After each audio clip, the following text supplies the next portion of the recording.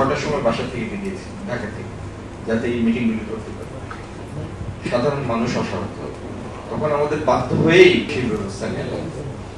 আশা করি সচেতন মানুষ হিসাবে, মেধাবী কর্মকর্তা হিসাবে আপনাদের কাছ থেকে আমরা গতি দেব। আর বিশেষত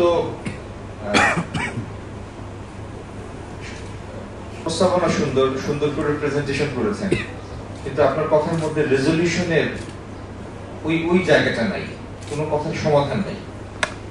মামলা যদি করে থাকে সেই মামলা থেকে বের করে আনতে হবে। রোড সাইডে কার ডিপার্টমেন্ট? আপনার ডিপার্টমেন্ট না, তো আপনার সেই ইনিশিয়েটিভ থাকবে না। আপনি দখল করে বসে আছে আপনার জায়গায় করে একজন পেট্রোল পাম্প, আপনার পুরো প্রশাসন কত জায়গায় বের করে ফেললো গত কয়েক মাসে সিলেট থেকে। এই জেলা প্রশাসক, তার আগে জেলা প্রশাসক দুইজনই সিভিয়ার ছিলেন জমি উদ্ধারে, তারপরে কেন সেই সুযোগ কাজে লাগান? এগুলি আর গ্রহণযোগ্য হবে না।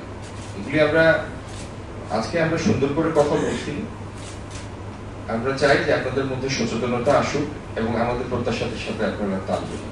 আমি রেজাল্ট দেখতে চাই, nothing else, we want result. Thank you everybody, সালাম আলাইকুম।